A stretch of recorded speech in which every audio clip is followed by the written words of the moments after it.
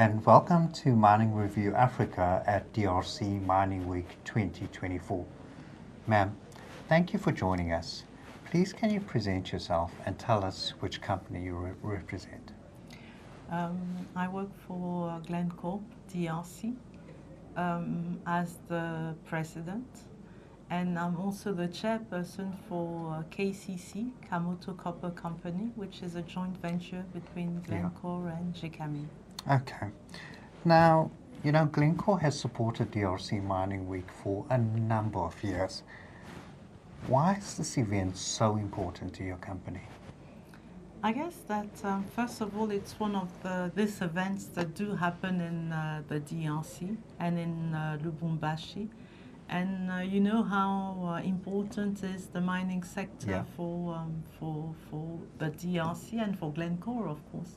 So it is important that we are here. It's the place to be when it comes to mining at this during this period. So yes, and seeing how it has evolved for the past 4 to 5 years. So yes, we are just happy to be here. Okay. Now you mentioned the word evolved, and the mining sector globally is evolving. People are looking into more sustainable, more responsible mining methodologies.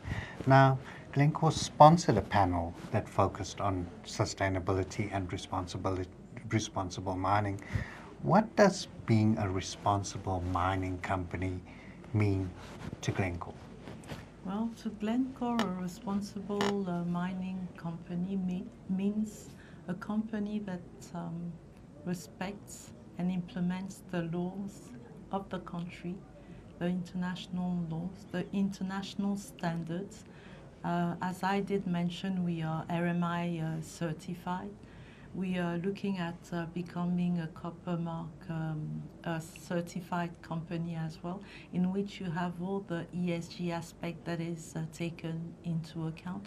And when you talk about ESG, you talk not only about environment, Absolutely. you talk about social, and you talk about governance. And that's what is a responsible mining company that takes care of the environment in which it is, of the people, and when we talk about people is employees, communities. And then when you talk about governance, it's compliance, it's respecting the rules of the country, in the country in which we are operating. Absolutely. Now, as an individual, you forged a very successful career in mining, but let's look at the role of women in mining and how it has evolved. Is enough being done to bring more women into the mining workforce in the DRC?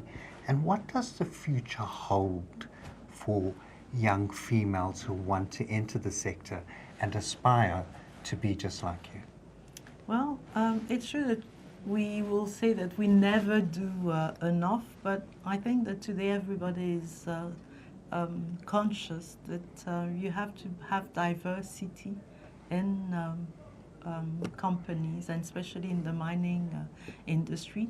And we go a step further. It's of course diversity, inclusion, and all of that. So what we have done as a company, it's really to ensure that we put in place programs that fit females. We do ensure that there is the appropriate training for females. We do ensure that we take into account this diversity aspect of mothers, of well,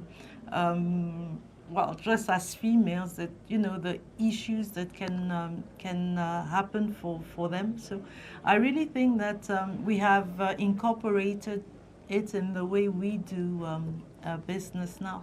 I'm so thrilled to see, for instance, that at KCC you have more than 12, even more, I think, females that are driving big trucks. Wow. So they entered, they didn't know how to drive, they got the right lessons, and today they are very competent and driving the trucks, those huge trucks.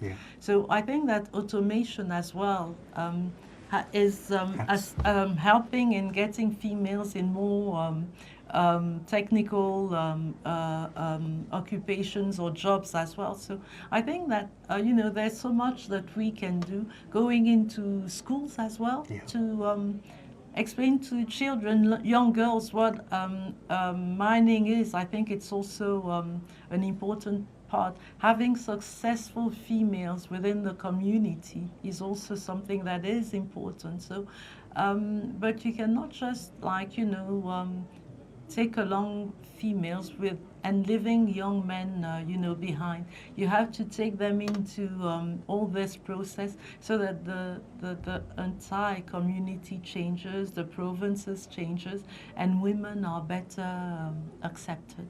Absolutely. You've touched on such an important point, which is that mining should be all-inclusive. Yes.